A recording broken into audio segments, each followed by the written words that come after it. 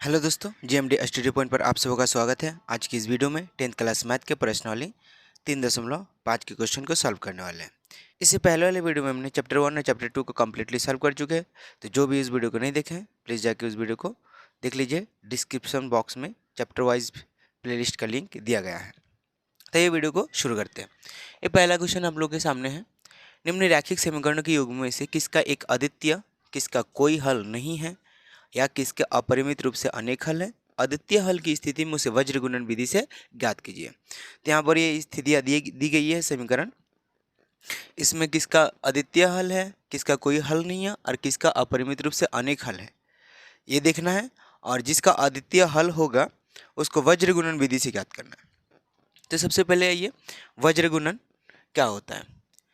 प्रश्नावली 3.3 में, 4 में, 2 में हम लोग क्या किए थे, ग्राफीय विधि, प्रतिस्थापन विधि और विलोपन विधि से हम लोग समीकरण को हल किए हैं। तो इस चैप्टर में यानी प्रश्न 3.5 में हम क्वेश्चन को, समीकरण को वज्र गुणन विधि से हल करेंगे। तो सबसे पहले वज्र गुणन क्या होता है, एक सूत्र द्वारा हम लोग वज्र गुणन विधि से हल करते हैं। तो वो सूत्र कौन सा है, तो सूत्र है x बट्टा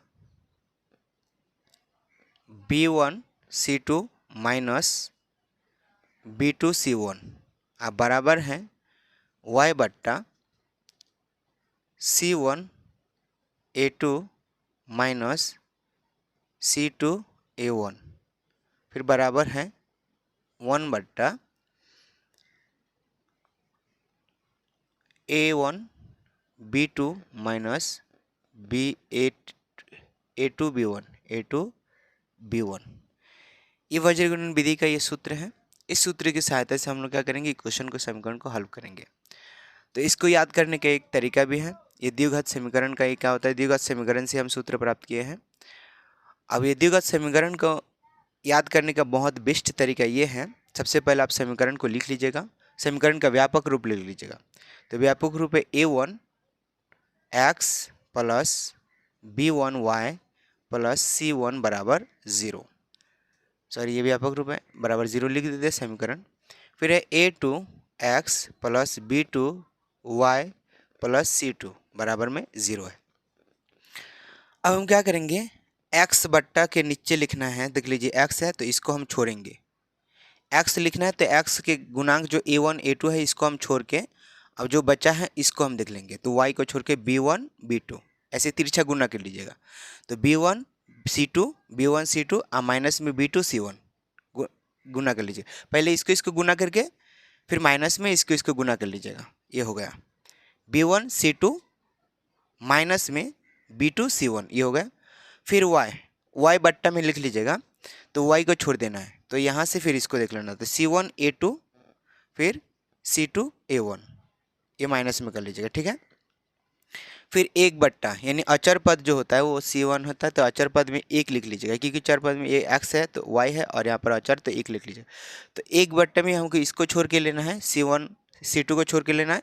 तो a1 b2 माइनस में a2 b1, a1 b2 minus में a2 b1। बहुत ही एक आसान तरीका है इसको क्या करना है, सूत्र को याद करने के लिए। तो हम इस सूत्र की सहायता से हम क्या करेंगे, ये वज्र गुणन विधि है, इसकी सहायता से हम क्वेश्चन को सॉल्व करेंगे। तो ये पहला क्वेश्चन सॉल्व करते हैं। इस सूत्र को आप लोग याद कर लीजिएगा। ये पहला क्वेश्चन आप लोग के सामने है और ये जो सूत्र है, सूत्र को इस यहाँ पर लिख दिए हैं ताकि आप लोग को दिक्कत ना हो। तो पहला क्वेश्चन में x माइनस 3y माइनस 3 बराबर 0 है और 3x माइनस 9y माइनस 2 बराबर क्या है, 0 है। तो सबसे पहले हम इसकी जांच करेंगे, जो इसका अद्वितीय हल होता है कि कोई हल होता ही नहीं है, कि अपरिमित रूप से अनेक हल है। तो जांच करने के लिए हमको क्या करना होगा, जो x और y और अचर पद का गुणांक होता है उसका अनुपातों का देख लेंगे, उसका अनुपात बराबर होता है कि क्या होता है, तुलना करेंगे। तो यहाँ पर सबसे पहले a1 बाई a2 ज्ञात करेंगे। तो a1 का मान है 1 और a2 का मान है 3, यानी a1 बाई a2 बराबर 1/3 है। फिर करेंगे b1 बाई b2, तो b1 बाई b2 कितना करेंगे, तो b1 का मान है -3 और b2 का मान है -9, यानी काटेंगे तो 3 9, तो यानी 1/3। यहाँ पर भी 1/3। फिर c1 बाई c2 निकालेंगे, c1 बाई c2, तो C1/C2 कितना है -3/2, ये काटेंगे तो बचेगा 3/2। तो यहाँ पर देख लीजिए A1/A2 1/3 है, B1/B2 1/3 है, लेकिन C1/C2 3/2 है। तो कंडीशन आता है A1/A2 बराबर B1/B2 और बराबर नहीं है C1/C2। तो यहाँ पर लिख लीजिए चूंकि A1/A2 बराबर B1/B2 बराबर नहीं है C1/C2, तो इसीलिए क्या हो जाएगा, समीकरण का हल माने समीकरण जो होता है इनके अपरिमित रूप से अनेक हल होंगे। अपरिमित रूप से क्या होंगे, अनेक, सॉरी इसका कोई हल नहीं है, तो लिख लीजिएगा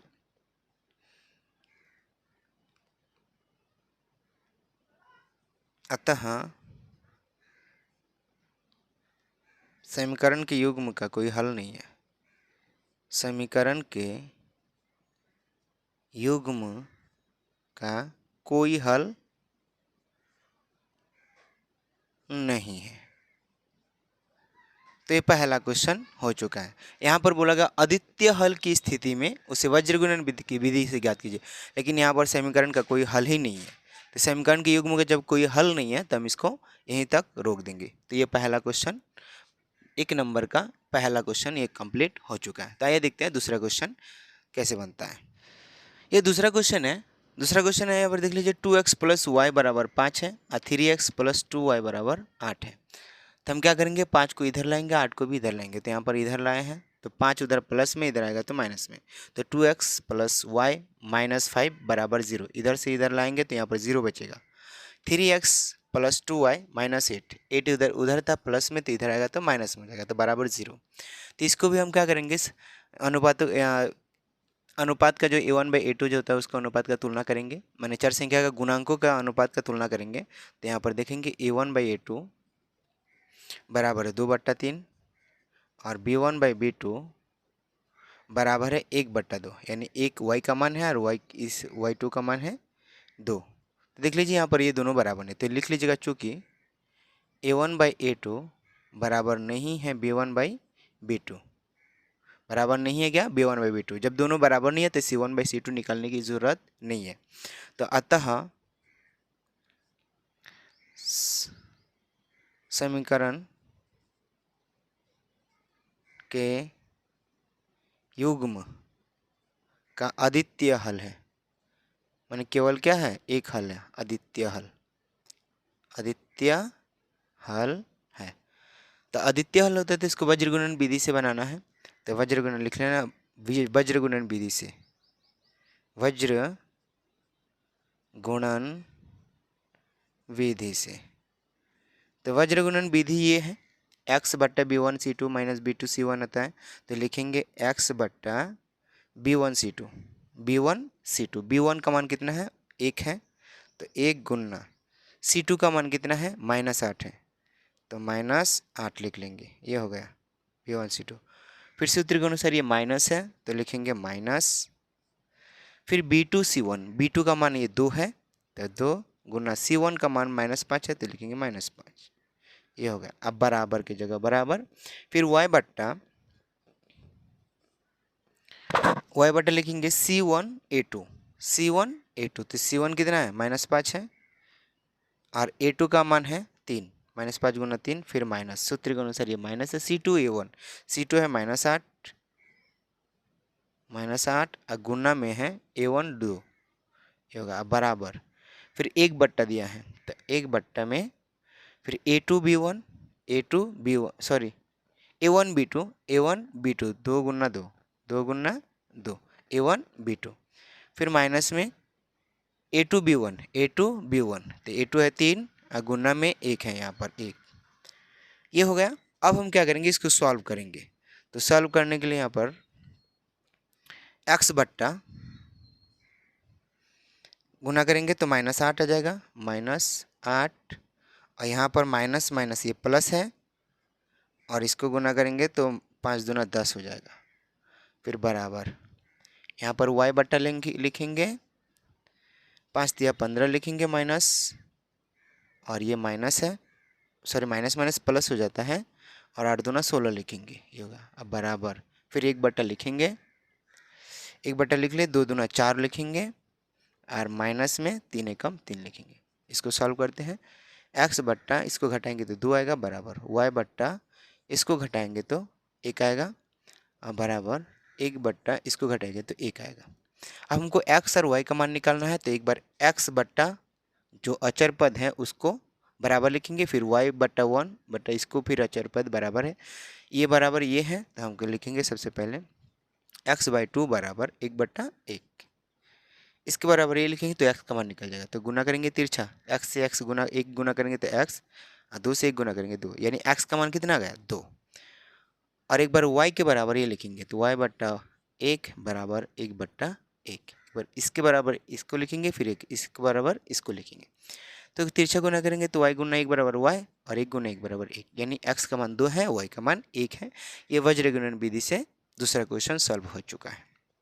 तो मुझे उम्मीद है ये क्वेश्चन आप लोग को बहुत अच्छे से समझ में आया होगा। यदि क्वेश्चन समझ में आया होगा तो आप लोग वीडियो को अपने दोस्तों के साथ जरूर शेयर करें, ताकि वो भी क्वेश्चन को अच्छे से समझ सके।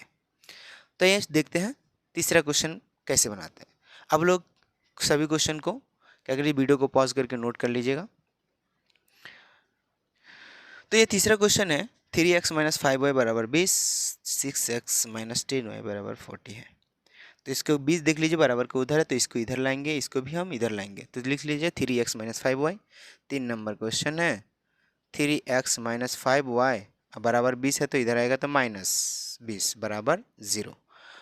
40 को भी इधर लाएंगे तो 6x - 10y है, और माइनस कितना जगह 40 होगा, 40 बराबर 0 है। इसको हम तुलना करेंगे, चर संख्याओं के गुणांकों के बीच में तुलना करेंगे, तो देख लेते a1/a2 बराबर है 3/6, 3/6 काटेंगे तो 2, यानी 1/2 आ गया। फिर b1/b2 इसको सिद्ध करेंगे तो -5/-10, इसको भी काटेंगे, माइनस माइनस कैंसिल हो जाएगा, 5 दूना 10, यानी 1/2 आ गया। अब दोनों बराबर है तो c1/c2 निकालना है, तो c1/c2 बराबर है -20/40, -20/-40, माइनस माइनस कट गया, 20 दूना 40, यहाँ पर भी कितना आया 1/2, तीनों बराबर है, तो लिख लेना चूँकि a1/a2 बराबर b1/b2 बराबर c1/c2। जब ये तीनों बराबर होता है तो समीकरण के युग्म का क्या होता है, अपरिमित रूप से अनेक हल होता है, तो लिख लीजिएगा अतः समीकरण के युग्म का, समीकरण के युग्म का अपरिमित रूप से अनेक हल है, अपरिमित रूप से अनेक हल है, अनेक हल है। तो ये हो गया अपरिमित रूप से अनेक हल है। और यहाँ पर अद्वितीय हल की स्थिति में हमको वज्र गुणन से बनाना है, तो ये अपरिमित रूप से अनेक हल होगा, तो हमको क्वेश्चन को यहीं पर क्या करना है, रुक जाना है, अब इससे आगे नहीं बनाना है। तो ये तीसरा नंबर क्वेश्चन कंप्लीट हो चुका है, इतना तक ही है। अब आइए देखते हैं चौथा नंबर क्वेश्चन कैसे बनता है, उसमें वज्र गुणन विधि लगता है कि नहीं लगता है।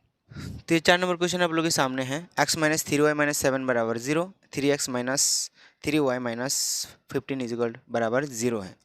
तो हम क्या करेंगे, इसको भी तुलना करके देख लेते हैं। a1/a2 बराबर 1/3 है, एक a1 ये है, a2 ये है, यहाँ पर एक छिपा हुआ है, तो 1/3। अब b1/b2 बराबर -3/-3 है, -3/-3 है, तो कट जाएगा, तो 3 एकम 3, यानी 1 आएगा, तो बराबर में 1 आ गया। और सॉरी ये दोनों बराबर नहीं है, तो हम c1/c2 निकालने की कोई ज़रूरत नहीं है, तो यहाँ पर लिख लेना चूँकि a1/a2 बराबर नहीं है b1/b2, अतः समीकरण के युग्म का अद्वितीय हल है, अद्वितीय हल है, सॉरी अद्वितीय गलत हो गया, अद्वितीय हल है। तो अद्वितीय हल की स्थिति में वज्र गुणन से बनाना है, तो यहाँ पर लिख लेना वज्र गुणन विधि से, वज्र गुणन विधि से। तो वज्र गुणन विधि से ये सूत्र लगाना है x/, तो लिख लीजिएगा x बट्टा में b1c2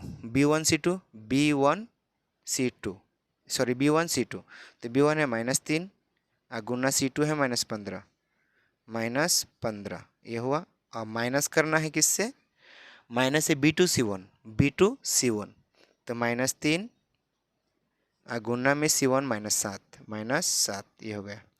अब बराबर की जगह बराबर, फिर y बट्टा लिखना है कितना, C1A2 -7/3 -7 गुना 3 माइनस है C2A1 तो -15 गुना 1 ये हुआ। बराबर में फिर 1/, लिखना है A1 B2 1 गुना -3 फिर माइनस है A2 B1 तो 3 गुना -3 ये हो गया है। अब इसको हम सॉल्व करेंगे तो देखते हैं सॉल्व करके। तो x बट्टा में क्या है, इसको गुना करेंगे तो माइनस माइनस प्लस है, 15 × 45 फिर माइनस है, ये माइनस माइनस प्लस है, 70 × 21 ये माइनस को माइनस दे दिया और ये माइनस माइनस प्लस हो गया। अब बराबर में दिए हैं तो y बट्टा में फिर इसको सॉल्व करेंगे, 70 × 21 माइनस है और ये माइनस माइनस प्लस हो जाएगा, 15 × 15 +15 फिर बराबर 1/, में देना है -3 एकम 3 और माइनस माइनस प्लस है, ये माइनस माइनस प्लस है, 3 × 3 = 9 ये हो गया। अब x बट्टा 45 से 21 घटेगा तो 45 से 21 घटेगा तो कितना होगा 24। अब बराबर में y बट्टा -21 से 15 घटेगा तो -6 बराबर इसको करेंगे तो 9 से 3 घटेगा तो 6 ये होगा। अब क्या करना है, इसको x का मान निकालना है तो एक बार क्या होता है x बट्टा 24 बराबर 1/6 लिखना है, फिर y का मान निकालना है तो y बट्टा 6 बराबर 1/6 लिखना है। एक बार इसके साथ इसको बराबर करना है, एक बार इसके साथ इसको बराबर, क्योंकि तीनों आपस में बराबर है तो लिखेंगे x बट्टा 24 बराबर 1/6। तो इसको सॉल्व करेंगे तो आएगा, गुना करेंगे तो 24 को उधर ले जाएंगे तो x बराबर 24/6 सॉरी 24/6 तो काटेंगे तो 6 चौका 24 4 आ जाएगा तो x बराबर ये 4 आ गया। x बराबर कितना गया 4। अब y बराबर भी एक बार लिखेंगे तो y बट्टा -6 बराबर 1/6। अब इसको उधर ले जाना है तो इसके साथ गुना हो जाएगा तो y बराबर -6/6 ये कटेगा तो 1 यानी y बराबर -1। ये आंसर आ गया x का मान, ये x का मान ये y का मान। तो इस तरह से चौथा क्वेश्चन भी कंप्लीट हो चुका है। तो वज्रगुणन विधि आप लोग देख चुके हैं, जान चुके हैं। वज्रगुणन विधि कुछ नहीं है, इसमें केवल एक सूत्र का यूज़ करके हम लोग बनाते हैं। तो वीडियो को देखने के लिए धन्यवाद। आइए मिलते हैं अगले वीडियो में।